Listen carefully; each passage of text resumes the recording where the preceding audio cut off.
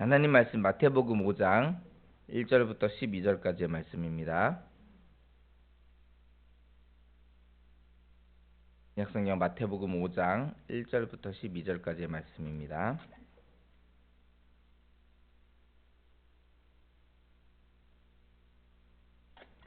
네, 마태복음 5장 1절부터 12절까지의 말씀 저와 함께 교독해서 읽겠습니다. 예수께서 무리를 보시고 산에 올라가 앉으시니 제자들이 나아온지라. 심령이 가난한 자는 복이 있나니 천국이 그들의 것이며,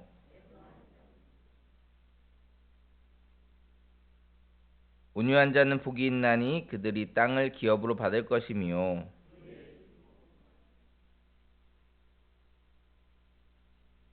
긍휼히 여기는 자는 복이 있나니 그들이 긍휼히 여김을 받을 것이며,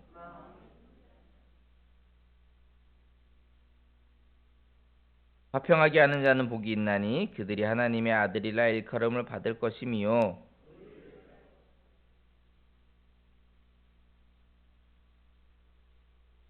나로 말미암아 너희를 욕하고 박해하고 거짓으로 너희를 거슬러 모든 악한 말을 할 때에는 너희에게 복이 있나니 기뻐하고 즐거워하라. 하늘에서 너희의 상이 큼이라. 너희 전에 있던 선지자들도 이같이 박해하였느니라. 아멘. 네, 우리는 계속해서 우리 마태복음을 살펴보고 있습니다. 어제까지 우리 마태복음 4장의 내용을 살펴봤었는데요. 오늘부터는 5장의 말씀들을 살펴보도록 하겠습니다. 오늘 본문 1절과 2절을 보면 이렇게 말씀합니다. 예수께서 무리를 보시고 산에 올라가 앉으시니 제자들이 나온지라. 입을 열어 가르쳐 이르시되, 우리가 이제 산상수훈이라고 말하는 예수님의 강론들이 지금부터 이제 시작되는 겁니다. 오늘 우리는 그 첫 번째 가르침, 산상수훈의 첫 번째 가르침, 소위 우리가 팔복이라고 부르는 것에 대해서 살펴보도록 하겠습니다. 우리는 다 복 있는 사람이어야 됩니다. 복 받은 사람이어야 됩니다. 예수님께서 우리에게 복 있는 사람이 되라고 말씀하고 있습니다. 그런데 이제 우리가 흔히 생각하는, 우리가 세상의 사람들이 생각하는 복, 그 복과 오늘 본문이 말하는 복은 조금 다르다는 것을 우리가 알 수 있습니다. 3절부터 좀 볼까요? 3절에 이렇게 말씀합니다. 심령이 가난한 자는 복이 있나니 천국이 그들의 것이며. 세상 사람들은 더 많이 가지고 더 많이 누리고 더 많은 힘을 가진 사람들, 권력을 가진 사람들이 복이 있는 사람이라고 생각을 하는데, 지금 오늘 말씀에서는 심령이 가난한 자가 복이 있다고 말씀합니다. 우리가 여기서 근데 심령이 가난하다 그러니까 우리가 그냥 가난한 거랑 좀 다른 거 아니냐라고 우리가 생각할 수 있는데, 우리 누가복음을 보면 이제 누가복음 6장에 같은 말씀이 나옵니다. 누가복음 6장 20절에 이렇게 말씀합니다. 예수께서 눈을 들어 제자들을 보시고 이르시되, 너희 가난한 자는 복이 있나니 하나님의 나라가 너희 것이며. 다른 말이 안 붙어 있죠. 가난한 자라고 얘기합니다. 그러니까 사실 심령이 가난한 자도 가난한 자를 얘기하는 거예요. 가난한 자, 너희 가난한 자는 복이 있다, 이렇게 말씀합니다. 그러면 이제 뭐 여기 가난하지 않으신 분들도 있을 거예요, 그죠? 조금 내가 다른 사람들보다 많이 가졌다라고 생각하시는 분들도 있는데, 그러면 이제 내가 가난하려면은 재산을 다 버려야 되나? 뭐 이렇게 생각이 들 수도 있죠. 그러나 그런 것들을 얘기하는 것이 아니라 돈을 의지하지 않는 삶을 말하는 겁니다. 내가 조금 가난하다고 해서 남들보다 조금 더 덜 가졌다고 해서 내가 남들보다 못한 인생을 살고 있다라고 생각하지 않고, 또 반대로 내가 조금 더 많은 물질을 가지고 있다고 해서 내가 남들보다 낫다, 그래서 내가 돈을 의지하고 살아가야겠다, 이런 생각을 갖지 않는 것, 그것이 바로 심령이 가난한 자라는 것입니다. 우리가 물질에 얽매여서 그 물질을 얻기 위해 살아가는 인생, 그런 인생을 살지 않아야 된다라는 것을 얘기하는 거예요. 또 반대로 내가 좀 더 풍요하다고 해서 그 물질을 믿고 그 물질을 의지하고 살아가는 인생, 그런 인생을 살아가지 말아야 된다라는 것입니다. 자, 이게 우리가 뭐 며칠 전에 봤던 예수님께서 시험 당하신 장면에서 사람이 떡으로만 살 것이 아니라 하나님의 말씀으로 살아가야 된다라고 했던 그 말씀 여러분들이 기억하시죠? 그 말씀과 같은 말씀인 겁니다. 여러분 시편 1편에서 분명히 이 말씀을 하고 있습니다. 시편 1편 1절과 2절에서 복 있는 사람은 악인들의 꾀를 따르지 아니하며 죄인들의 길에 서지 아니하며 오만한 자들의 자리에 앉지 아니하고 오직 여호와의 율법을 즐거워하여 그의 율법을 주야로 묵상하는 자로다. 묵상하는도다. 복 있는 사람은 여호와의 율법을 즐거워하여 그의 율법을 주야로 묵상합니다. 그런 사람이 바로 복 있는 사람이라는 거예요. 우리가 물질에 얽매여서 물질을 따라가고 물질을 의지하는 삶이 아니라 먹을 것을 의지하는 삶이 아니라 율법, 하나님의 말씀을 의지해서 살아가는 사람, 그 사람이 바로 복 있는 사람인 것입니다. 계속해서 우리 4절을 보면 이렇게 말씀합니다. 애통하는 자는 복이 있나니 그들이 위로를 받을 것이며 예수님은 복 있는 사람이 살아가는 인생길에는 애통이 있다라고 얘기합니다. 우리 이 이야기는 계속해서 얘기합니다. 하나님의 말씀대로 살아가고 예수님의 명령대로 살아가는 사람들의 삶 속에는 애통함, 고통, 역경 이런 것들이 너무나도 많이 있습니다. 우리가 걷는 길이 넓은 길은 아니잖아요. 우리가 걸어가야 할 길이 넓은 길이 아니잖아요. 마태복음 7장 13절 말씀에 좁은 문으로 들어가라. 멸망으로 인도하는 문은 크고 그 길이 넓어 그리로 들어가는 자가 많고 생명으로 인도하는 문은 좁고 길이 협착하여 찾는 자가 적음이라 이렇게 말씀하고 있습니다. 우리가 걸어가야 할 길은 힘들고 어렵지만 좁은 문으로 들어가서 그 좁은 길을 걸어가야 됩니다. 그런데 중요한 것은 그 길에 위로가 있다라는 거예요. 그 길에 하나님의 위로가 있다라는 것입니다. 하나님은 그 고난과 어려움 속에 있는 자들을 그냥 그래 힘들어봐 좀 힘들어야지 이렇게 하는 것이 아니라 위로하시고 인도해 주신다라는 것입니다. 그 위로를 받는 자가 복 있는 사람입니다. 계속해서 5절을 보면 온유한 자는 복이 있나니 그들이 땅을 기업으로 받을 것이며 이 말씀은 시편 37편의 말씀을 인용한 겁니다. 시편 37편 11절 말씀에 그러나 온유한 자들은 땅을 차지하며 풍성한 화평으로 즐거워하리로다 이렇게 말씀하고 있습니다.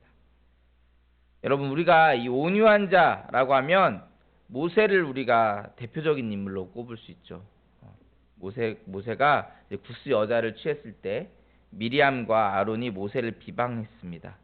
그때 성경이 뭐라고 말씀하냐면 모세의 온유함이 지면의 모든 사람보다 더하더라 라고 말씀했습니다.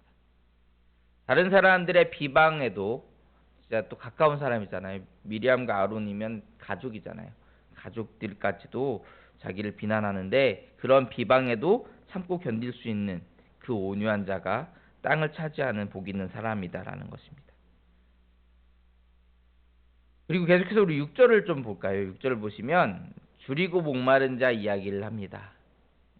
6절 말씀 의에 줄이고 목마른 자는 복이 있나니 그들이 배부를 것이며 물론 그냥 이제 우리가 그냥 줄이고 목마른 자가 아니라 의에 줄이고 목마른 자라고 표현이 되어 있죠. 그렇지만 사실 이 지금 3절부터 6절까지의 말씀 가운데는 가난한 사람이라는 심상이 계속해서 쓰이고 있습니다.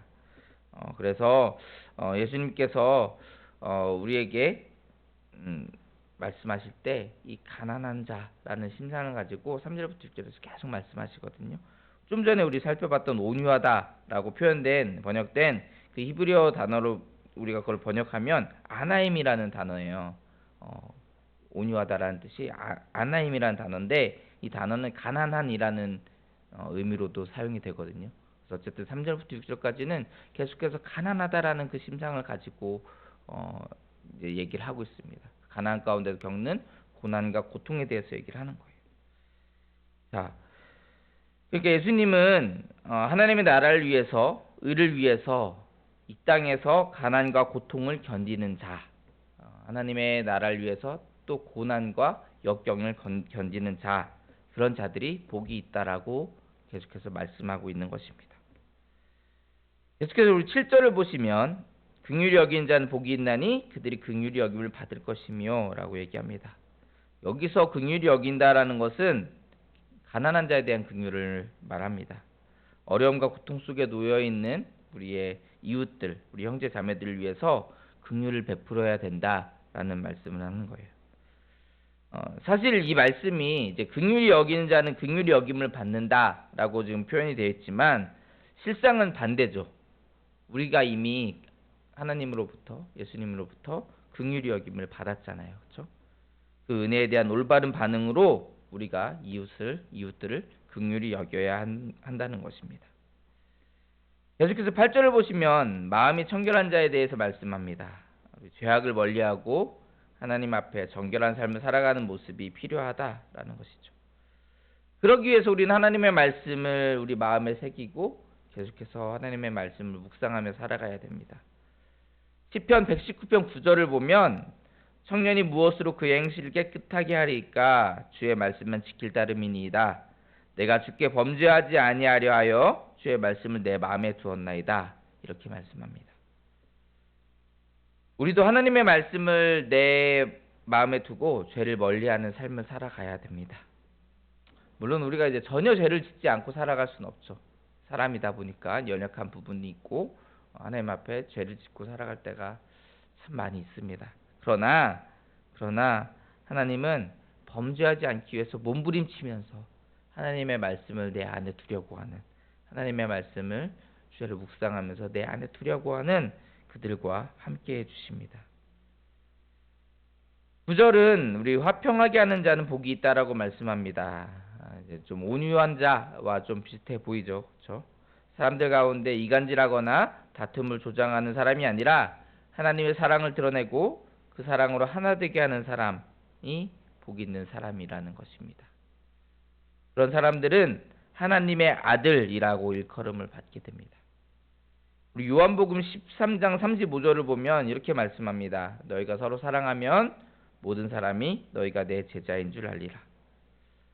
예수 그리스도의 사랑으로 많은 사람들을 품어주고 그 사랑으로 서로 하나 되게 하는 사람은 모든 사람에게 그리스도의 제자라고 일컬어지게 되는 것입니다.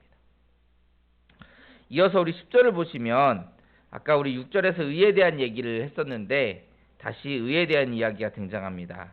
10절 말씀 우리 같이 한번 읽어볼까요? 의를 위하여 시작. 의를 위하여 박해를 받은 자는 복이 있나니 천국이 그들의 것임이라. 아멘. 하나님의 나라, 하나님의 뜻을 위하여서 박해를 받은 자는 복이 있습니다. 여러분 우리가 생각해 보시면 지금까지 지금 복 있는 사람들에 대해서 쭉 우리 이제 나열을 했는데 이게 모두 다 이 땅에서 좀 편안하게 살거나 아까 말했던 이 다른 세상 사람들이 생각하는 추구하는 그 복과는 다르죠. 그렇죠? 이 땅에서의 편안한 삶이나 즐거움을 누리는 것에 대해서 이야기하지 않습니다. 그러한 이야기의 절정이 바로 지금 우리가 함께 읽은 10절 말씀이지 않을까 생각이 듭니다. 가난과 고통, 어려움 속에서도 하나님의 사랑과 은혜를 베풀어 가는 삶. 이제 그것을 넘어서 그러한 삶을 위해서 박해까지 받아야 되는 그런 삶을 지금 이야기하고 있습니다. 이게 결코 쉬운 문제가 아니죠. 그렇죠? 결코 쉬운 문제가 아닙니다. 너무나도 고통스럽고 힘겨운 문제가 아닐 수 없습니다. 그런데 하나님은, 예수님은 그런 사람이 복 있는 사람이다 라고 말씀하고 있습니다.